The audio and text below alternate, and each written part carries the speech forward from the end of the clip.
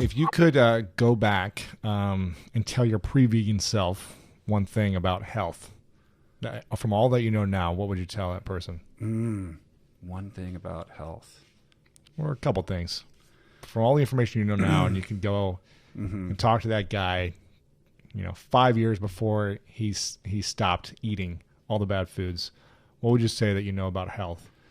I think the biggest thing is a very general thing, which is that we all have so much greater control over our health than we sort of walk around believing. Like we sort of abdicate our health choices to our doctor, and we think that our doctors know everything. And the truth is that really in medical school they don't really teach nutrition. It's like an elective course. Most of them don't know any more about nutrition than the average person who spends a little bit of time researching it. Sure. And my call to action really is to take control of that decision-making process for yourself, and to understand that you can dictate your longevity and your emotional state and your physical state by making better choices, and not just by doing it in a short-term way, but doing it in a way that works within the construct of your life so that it's sustainable. And I think that what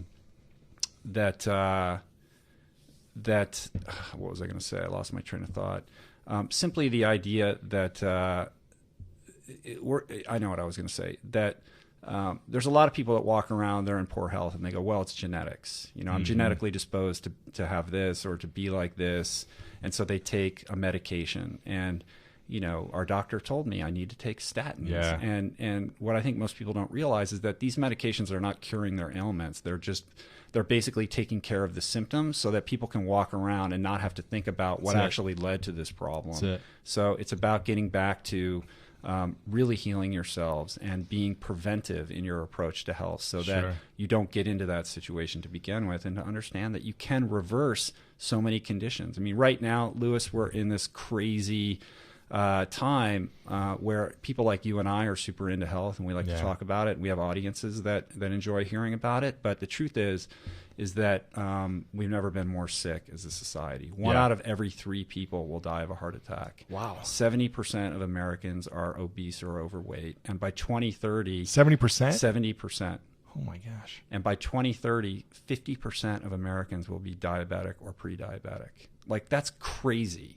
That's crazy. Unless we do something about it. And the greatest irony in all of this is that 80 to 90% of chronic illnesses like those and others are reversible or preventable. Reversible through simple diet and lifestyle alterations, that we can control these things. If these are reversible and preventable, then why aren't doctors educated on food as medicine? And why aren't they being, why isn't this a mandatory lessons that they need to learn in school as like, a serious thing that they need to be educated on? You're preaching to the choir. I mean, I don't get it. This is part of why just drugs? Yeah, this is part of my advocacy and part of my mission is to help, make that be the protocol, and there are amazing doctors out there right now who are doing incredible work. Doctors like Neil Barnard and Dr. Esselstyn and Dr. Dean Ornish and many Lisa others. Rankin's even written a book Lisa about Rankin, it. she's amazing. Yeah, there is a trend, and I think the reason why it doesn't exist right now is purely economics. Right now, and especially in terms of big medicine and big pharma and kind of how research gets funded. Like if there's not some IP at the end of this road that we can patent and sell as a drug. Who's going to throw a ton of money at, trying to figure out if broccoli is good for you? Like there's no money to be made by that. So we need to rethink our whole process of medical education, and it really does need to get prioritized to be on functional medicine and preventive medicine. And you're starting to see it change at the beginning of, so it's an exciting time, I think. And I guess, the pharmaceutical companies can't make money unless people are sick. Right. If everyone's healthy, they're broke. Right. And if you talk to a doctor, there's a lot of pressure for them to see as many patients a day and to just diagnose and prescribe. Yeah. And that's it's not that they're not bad people. They got into medicine because they want to help people, but they have bills to pay, and this is just kind of the way it's set up. And so I think that, unless you're an outlier, unless you're someone like Frank Littman who's trying to create, these functional medicine clinics and do something a little bit different, different, it's very difficult. So it's a systemic problem that we need to look at. What can the average person do about that to support? They can start to tend to themselves in a mind, body, spirit way. You know, they can start to explore things like meditation and yoga and healthy eating and functional movement and functional body strength. Like, all of these things are important. It's not just, you know, health begins and ends with what's on your plate. You know, there's nothing more powerful that you can do to change how you feel about yourself than what you're eating. Right. But I think that's just the beginning. You know, there's a whole pantheon of lifestyle practices that, you know, I'm continuing to learn about and explore that are improving my life. What's the things you're learning lately? Well, meditation for me has been the biggest like watershed this past year. And, you know, I've been meditating on and off for the better part of 17 years, but I've always struggled with trying to find a way to make it stick and be consistent about it. Mm-hmm. And the busier I get, the more difficult it is to kind of... The more conversations and excuses you come up with. Of course. You know, and look, you know, I got a bunch of kids. I got a lot of... How many kids you got? 4 or 5 kids? 4 kids. And my nephew lives with... Yeah, like there's a lot of energy in my house. Yeah. So it's very easy for me to say I don't have time, but... What I found, I've really made it a priority this year to do it every morning. And so what's your daily ritual look like? So 20 minutes in the morning without fail. And it's a simple breath practice. And I've been playing around with the Headspace app, which has really helped me a lot. I have that, but I haven't used it yet. Yeah, it's great because it just kind of, I have it right on my iPhone. And you know what I did? I put it down on the dock at the bottom as one of the 4 main apps. Yeah. So I always see it. And it's just, you know, I like the practices that they offer on the app. They're very accessible, and there's not a lot of woo-woo in it. Andy Puddicombe, who is the guy behind Headspace, records all of the meditation programs on there, and they're very easy to follow. It's not good, huh? It just makes it easy, and like it holds me accountable. So I think accountability is a huge thing with changing lifestyle practices. And so there you go. Yeah, but you haven't logged in yet. You got to like create your account. You got the app, but you haven't used it yet. I haven't used anything yet. It's like anything. Like I have it, so I think that I'm doing it, but I'm actually not doing it.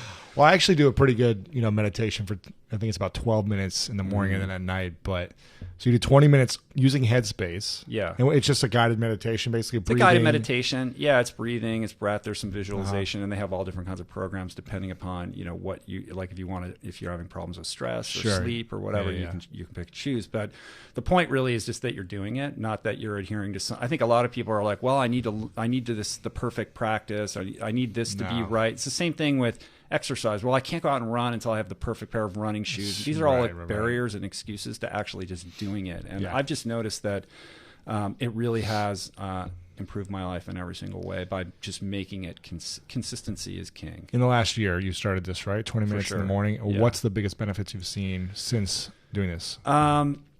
Being able to navigate through a lot of stimuli coming at me, you know, like yourself, like I'm sure you get a million emails and you're doing all these podcasts and you're juggling a lot of different things. You're writing a book. These are all things that I'm doing as well. And it's very, very easy for me to get overwhelmed and stressed and then I'm not productive because when I'm doing one thing, I'm thinking about the other thing that I'm not doing. And it's allowed me to just ground myself and just focus better and be able to navigate relationships, phone calls, emails, and all of that kind of thing with a little bit more with ease, grace and ease, right? And just my interactions with people are better. I'm more present. I'm more focused. And as a result, like that 20 minutes that I spend in the morning turns into, you know, maybe 2 hours of saved time because I'm more productive throughout the day. Let's talk about presence. How does food affect our presence during the day and how present we are in moments? A lot. You know, I think that... and is there research backing this? Well, I mean, look, let's just talk about anecdotal research. Like if you go out and eat like a heavy lunch, like how's you know, from... Food coma. You're like, you're down and out for a good 90 minutes. Snoring. You know what I mean? Yeah. So what if you could eat something for lunch that would actually make you feel better after you ate it than before you ate it? Give so you more you could energy. come back and really just hammer for the next 2 hours and get a bunch of stuff done rather than like kind of be like sleepwalking for a little bit. So, you know, there you go. You don't need any more research than that for me. But I think also maintaining a high level of energy throughout the day, so you don't have these peaks and valleys. Like, look, man, you throw down a Monster drink or a Red Bull and smoke a cigarette, and then like you're up and down, you're bouncing off the walls, you're crashing, you're high, you're all these different things. But just to be able to acclimate to just a really solid, good level of energy that's consistent from the moment you wake up in the morning to the moment you go to bed. I like it, man. What other rituals are you doing besides meditating in the morning? Meditating in the morning. Do you cook all your own foods, or do you go out and eat, plant-based foods, or is a little bit of both? I mean, usually we cook at home, and my wife is the artist. Especially when you got kids. Yeah, so you got to cook at home, I guess. She gets all the credit for the cooking. She's unbelievable. Her food is so. I mean, this is all her food on the cover. Yeah, these right? are all. That's the other thing with this book. Like, we didn't go out and hire some chef to like create recipes for to create a book. These are all very authentic to the way we live, to the way, the food that we give our kids, and my wife really is quite the genius at that. So right. So usually we're eating at home, and what we do is we make a priority out of the family meal. It's a ritual. We involve all the kids in it, and it's getting back to the beauty and just the value of sharing that time together, the process of making the meal, making it into a thing. And when you look at the cultures that have the most longevity, have you heard of the Blue Zones book? Yes. Okay, so Dan Buettner, who's the guy behind the Blue Zones, he's a National Geographic fellow. He's a friend. You should have him on the podcast. I'd love to. It's like the happiest people in the world are the Blue Zones, he's right? He's a buddy. I'll hook you up. That'd be great. He's amazing. And he went around the world and studied where are the people the happiest and where do they live the longest. Yeah. And from that, he extracted, and he found these blue zones across the world, like Okinawa and Ikaria, which is an island in the Aegean. In Japan, right? That's Okinawa. And a bunch of other like sort of remote places. And he went to these cultures and he studied them, and he said, what are they doing that we're not doing? Isn't there one in like North Carolina as well, or something? Or there's like one. The mountains, no, there's one in Loma Linda in Southern California. There is, yeah. That's a blue zone. It's a blue zone because it's all vegan. Right? Yeah, they all eat. That's a big part of it. Well, it's a religious community, and they all eat plant based. They live based on the principles in the. There's a passage in the Bible that basically says you should eat plants from I don't know exactly what it goes, but and they're a very tight knit community, and they're very family oriented. So he kind of divined these principles out of these cultures, and eating predominantly plant based food was a big part of it, but also like respecting your elders and keeping them around and creating community and really keeping the family tight. And the family meal is a big part of that. So we try to practice that in what we're doing. But we eat out. My oldest son, Tyler, it was his 20th birthday last night. So we went to Gracias Madre, which is like... You came down here? Yeah, of course. Oh, man, you should have told me. I would have came by. Yeah, I know. It's right down the street. It's the best, right? It's so good. It's like, we're in this time right now where people are understanding, the beauty and the power of eating plant-based or mostly plant-based. And there are restaurants cropping up.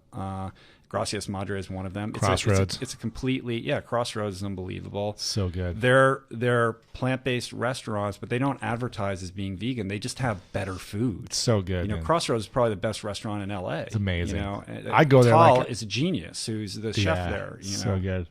So that's the way that you are ultimately going to get people to shift their lifestyle habits to eating better, is by making the food just taste better. Yeah, exactly. Gracias Madre, there's not one place where it says this is a plant-based restaurant, this is a vegan restaurant. They just give you amazing food that's delicious. It's so good. And you're like, oh, that didn't have meat in it, that didn't have dairy in it, I would have never known. And if you want to learn about the key foods you need to eat to master your health, make sure to watch this video right here. I love superfoods. There's a lot of talk about superfoods. I don't think there's any superfood that's a panacea. And I think a lot of people want to jump on the superfood bandwagon before they've cleaned up their diet. I look at it as like